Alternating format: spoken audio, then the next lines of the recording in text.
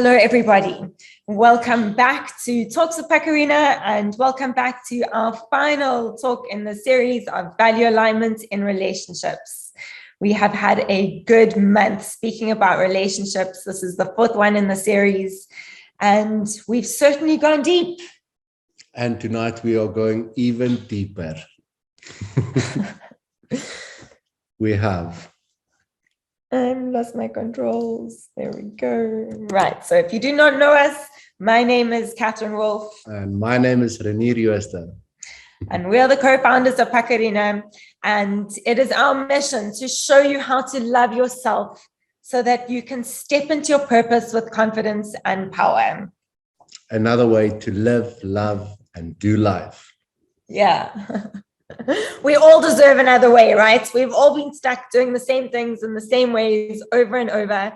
And really, we want to show you something different. So tonight, we're going to touch on through the evening what we have spoken about in some of our previous talks in the series, but we're really going to go a little bit, we're just touching on those things, and we're going to go into what it really looks like to love yourself, what it really looks like to have a relationship with yourself. And we're going to look at the mind and understand how the mind works, a little bit about how the mind works, and a little bit about your values and how they sit within your mind and how that all works within the context of your personal power, which is your energy, which is to say how you feel. Yeah, this is exciting, like really going deep into the values and to see how these values, some of them not even ours, but they are there. Yeah. So, do you really, truly love yourself? And this really comes from us having done a whole lot of research lately, and we've been speaking to a whole lot of people, women, mostly women. And what we found is that people don't really understand what it means to love themselves and what they're doing that is not loving to themselves. So we thought that we would go a little bit into what it means to not love yourself and to not have a relationship with yourself. Because remember, as we've spoken about before, your relationship with yourself is really a reflection of your relation, or your relationship with everything in the world is a reflection of your own relationship with yourself. So if we understand what our relationship with ourselves is and how to really cultivate a loving relationship with ourselves, that means that we can make incredible, positive, powerful changes in the world outside without changing anything in the world outside. Yeah, everything happens on the inside, but like we have touched on to many different topics, it always comes down to this one point where we get to make this acknowledgement, and from that acknowledgement there is a newfound awareness. So let's do this. Let's go through some of the points that we get to relate to that we are not loving to ourselves. And when we get to that point, let's put our hand up and say, yeah, me. If you can relate to any of these what do we call them? Pain points. Yeah, symptoms. Because it's the symptom of not loving yourself. So let's participate in this way where when we agree, when it's like, I can agree with that one, we put our hand up.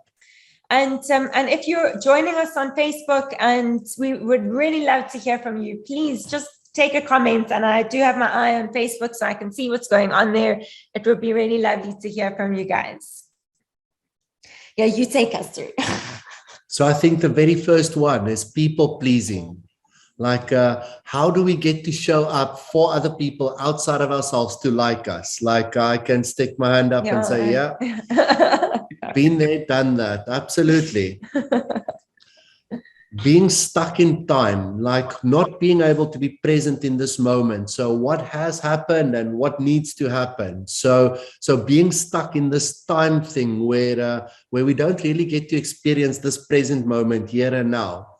Absolutely, I was there. The other thing with time is this rush and the stress of like, oh, I don't have enough time, right?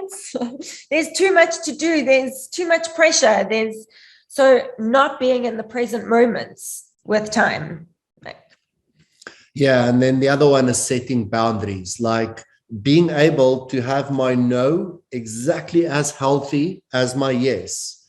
And that's quite a thing to acknowledge, to be like, you know what, when I say no, I always feel guilty, or when I say yes, on the inside I'm cringing, like I don't really want to, but it looks like this is what people outside me want.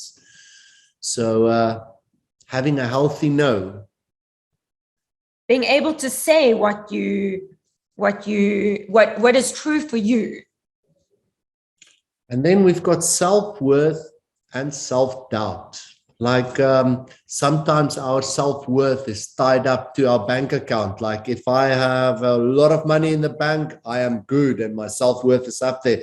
But when my money in the bank is low, it's like all of a sudden I'm not so great anymore.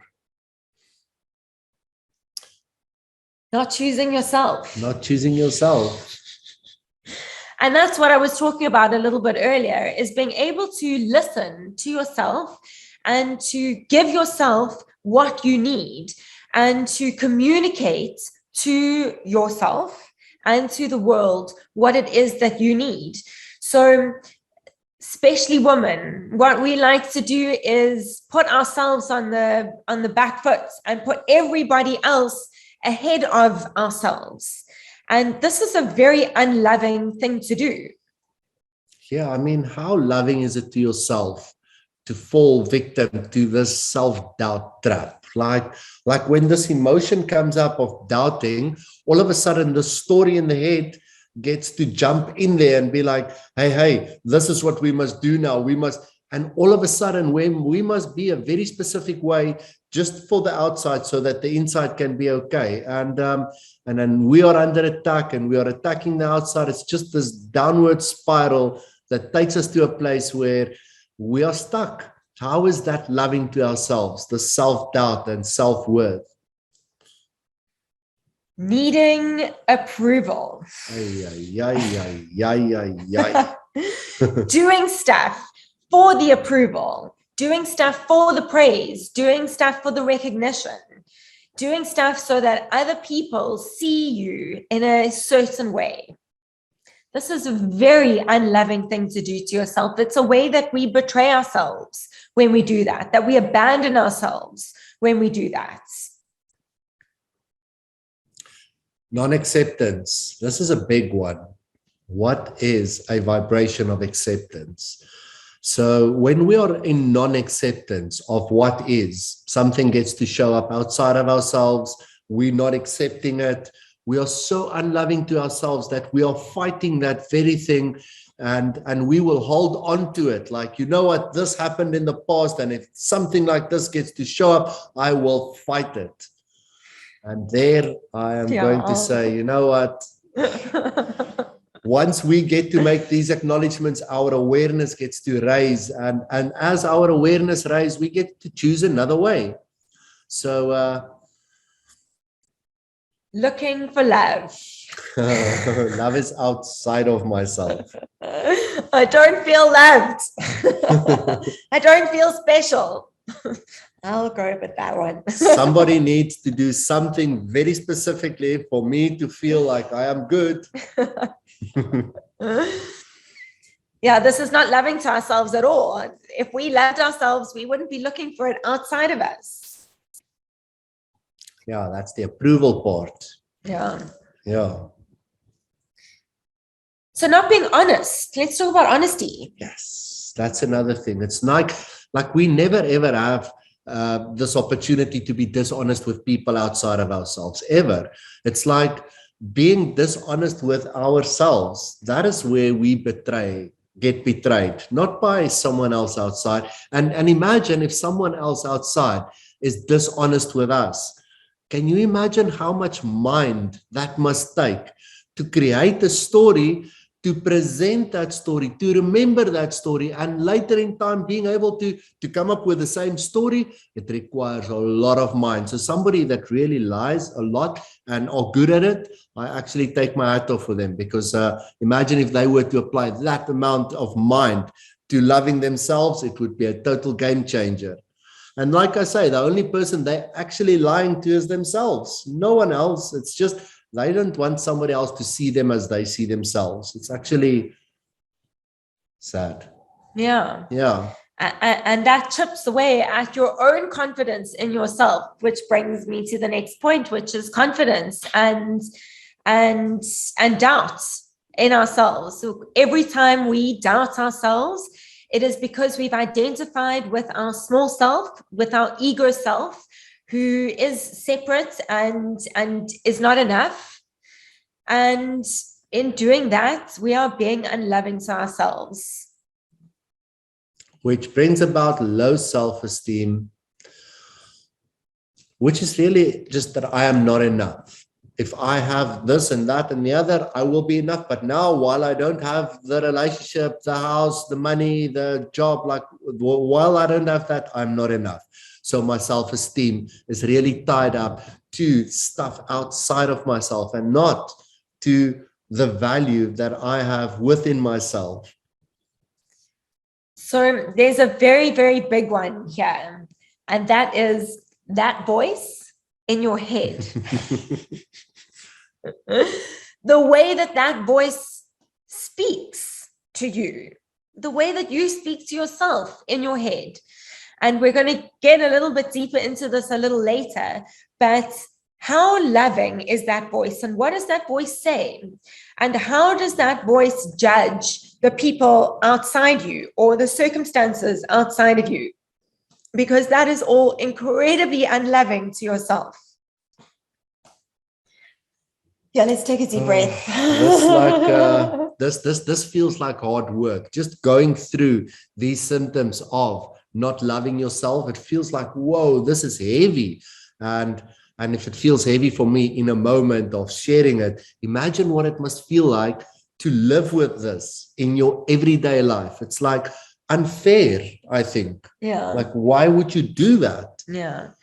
And so the reason that we've done this is because so few of us are actually willing to put up our hands and go, yeah, I have a problem with self-love.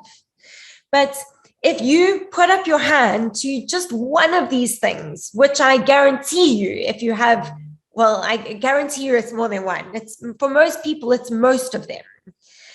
If you're being honest with yourself, but even if it were to just be yes to one of those things, then you are not really being loving to yourself, because in that moment, you are being unloving. You are taking your own power away. You are judging yourself as not enough, which is not loving to yourself at all.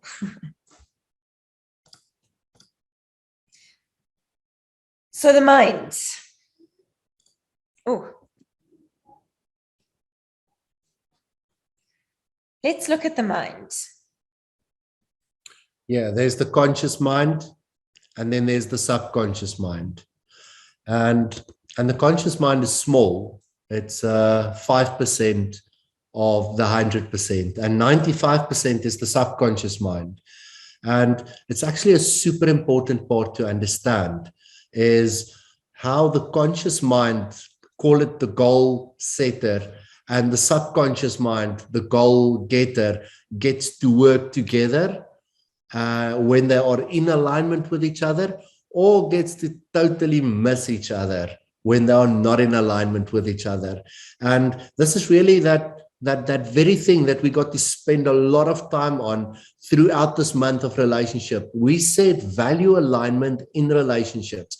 And what we have done is we jumped into showing you the core human needs and how we value those. We got to look at some of our beliefs and how we value those. And now seeing this conscious and the subconscious mind, it's how much do we really value and understand the power of the subconscious mind? If the conscious mind, the goal setter, gets to give clear commands, the subconscious mind just does and gets to serve us. But how clear is our command if we get to look at how unloving we are towards ourselves and how we speak to ourselves? So this subconscious mind makes up most of our mind, 95% of our mind. It's really the thing that knows everything, that records everything, that sees everything, that takes in 400 billion bits of information per second. Massive. If you were to actually take in that amount of information per second, your brain would explode. You cannot. So the conscious mind only sees the filtered information that the subconscious mind gives it. And it filters this information based on your own experiences, your own preferences, your own programmings, your own upbringings. So it's a tiny little portion of what's really going on. And what's really important about the whole mind, to really understand about the whole mind, is that you only know a tiny little percentage of anything. But also, if you only do that, if you only see this tiny little percentage, then so does everybody else. All of our subconscious minds are exactly the same. But what we filter into our conscious minds are very, very particular to us.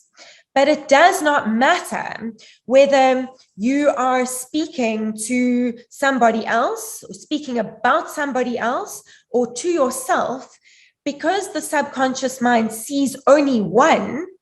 It really takes everything you say personally, which is why the self-talk thing is such a really important part of understanding the way that the mind works. And really important to understand that it's only this tiny little bit of information that you have. You don't see the whole picture.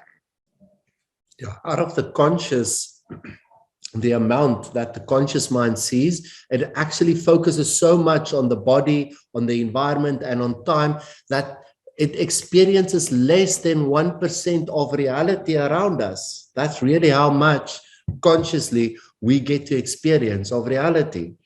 This is deep. To understand this, like an amazing explanation. Thank you. Yeah, this is deep. This is like having a user manual to your mind, and showing up using the conscious mind, just giving clear commands to the subconscious mind, and life just becomes much more in flow in this moment, here and now. Yeah. If you just get a little nugget of a takeaway that you apply in your life and let it change everything, let it be this. There is no difference, or this, let me put it like this. The subconscious mind sees no difference between you and me. So everything that I say about you, I'm saying about me. That's significant. That's deep. Yeah. That's deep. That points us straight back to ourselves, and how loving are we to ourselves and to the people around us. That is why when we change our relationship with ourselves, everything around us changes. So let's get into the values. Yeah, this part is conscious mind, subconscious mind. We had a look at our core human needs and how we value that. We had a look at our belief systems and how we value that. And we even saw that our values and our belief systems gets to make up our reality, our world that we live in. But now that we've given you a little bit of information around the conscious and the subconscious mind, let me tell you a bit more. The conscious mind on its own has got values. And then also the subconscious mind on its own has got values. And if those values of the conscious mind and those values of the subconscious mind is not in alignment, it's going to miss each other. It's almost like saying one thing and doing another thing. Yeah, continuously just go past and not reaching each other. Go on full speed and neutral.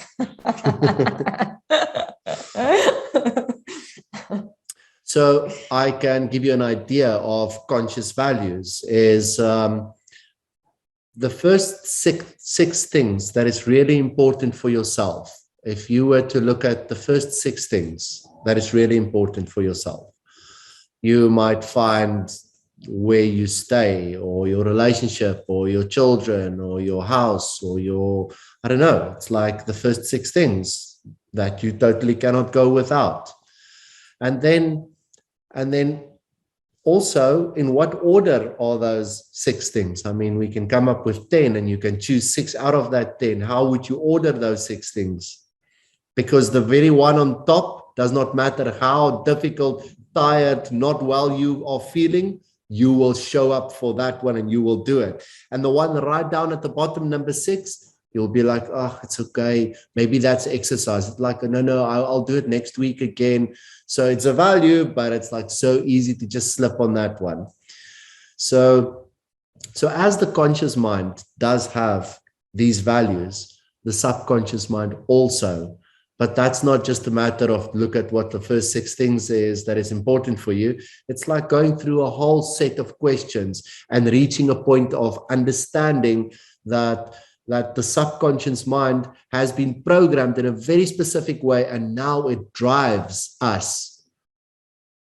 Yeah, it drives us to be a certain way, to do certain things, to value certain things. And like we said earlier, I can give you an explanation. We are talking about self-love. If you do not value yourself consciously, right on top, and also if you do not value yourself subconsciously, right on top, you are not the most important person in your world. And it's almost like, what? You say, I can be the most important person in my world? You should be. Like, then you would really take care of yourself and be loving towards yourself and make amazing choices for yourself. But no, we don't do that. I have done this value elicitation with so many people, and I promise you, very rarely is there a person that has got both of them right on top. Very rarely. Sometimes they've got them on one side and not on the other side. Mostly, I want to tell you that they don't have it in there at all. It's the house, it's the car, it's the bank account, it's the job, it's the children, it's the wife or the husband, the relationships. It's like all these things outside of ourselves that we get to value more than ourselves. And if your relationship with yourself sets the tone for every other relationship in your life, but you don't value yourself, what does that say about your relationships? How do you value that outside of ourselves? We can only give what we've got.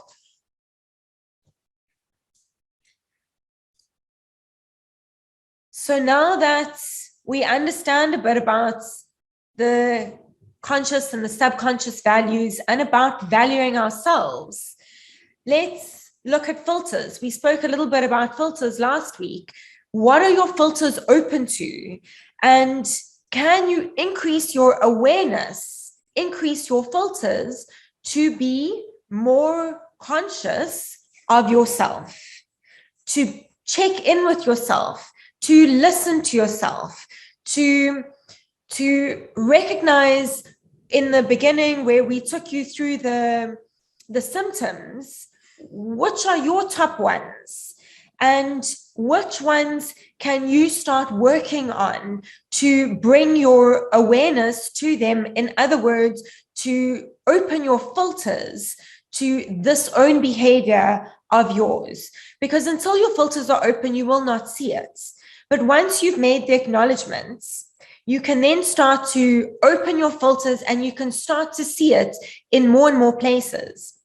You know, like when you go and test drive and you start looking for new cars, and all of a sudden you decide that you are going to buy this beautiful silver Mercedes-Benz, and you've never seen that model. You've never seen so many of those models before, but all of a sudden it's like you see this car absolutely everywhere. And that's because you honed your awareness into that, you opened your filters to that, and now you see it all over the place. So that's the same thing with your relationship with yourself, is where you being unloving to yourself. Can you first of all make the acknowledgements? Because if you can't do that, you are not going to change anything.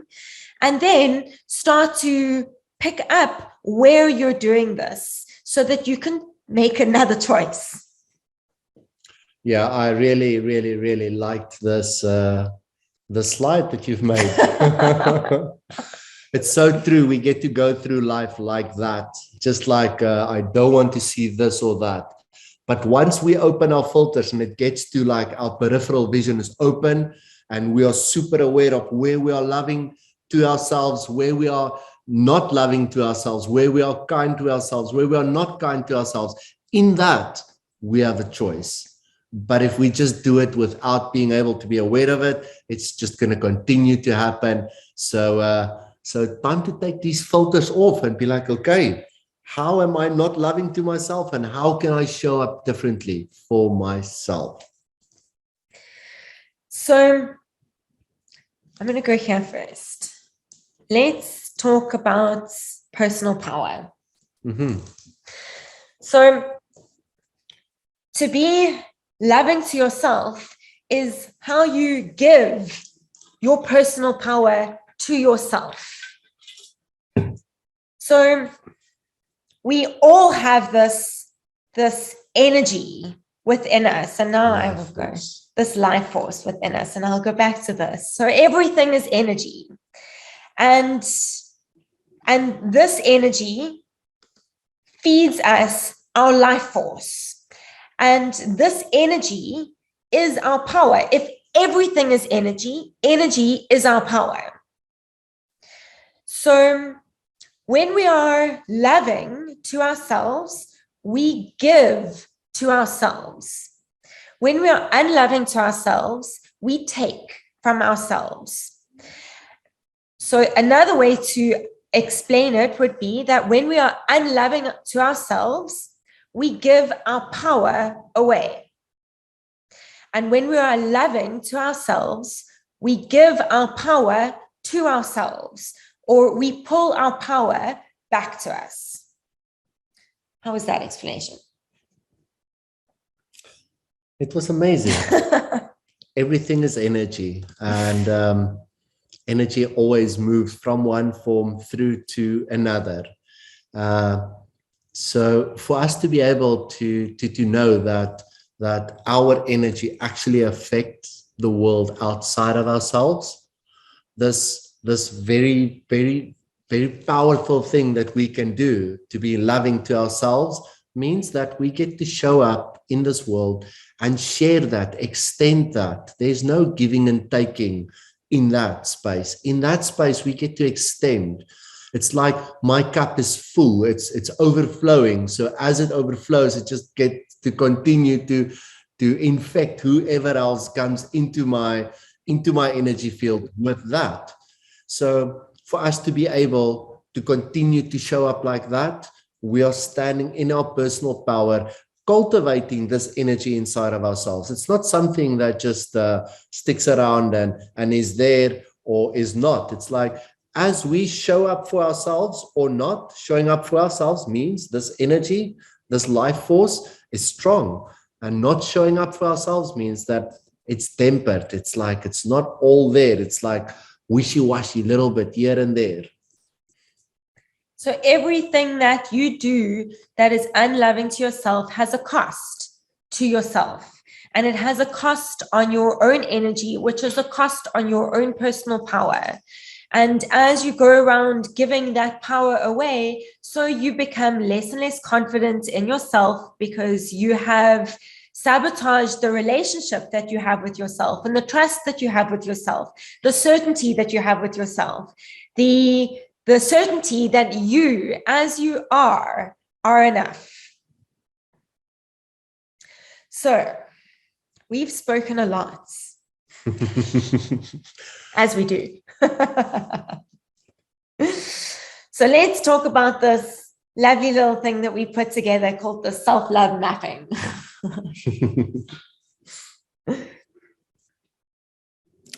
So it's almost like let's do an audit, but we call it self-love mapping. It's like, let's go through a series of questions where you get to be open, honest, vulnerable about these questions and see where is the spaces, the spots in your world where you are not loving to yourself. Let's like really get to shine a very sharp, bright light onto those spots.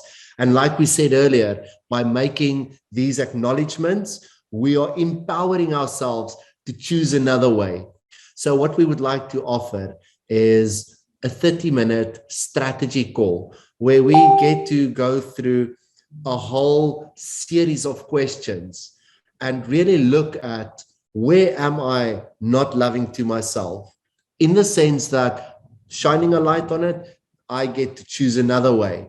So I think that is actually what we get to offer after this month of relationship. We've gone through a whole lot of content, and we have really shown you in many different ways how you get to show up differently to make a difference.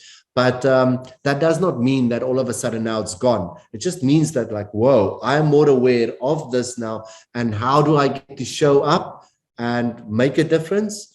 Book a 30-minute call with us. Yeah, let us show you where you're giving your power away. And let us pinpoint for you what is that process that you are going through that takes you downhill, and see how we can put a stop loss in place so that you don't go down that same rabbit hole again and again and again, but rather show you how to make a different choice.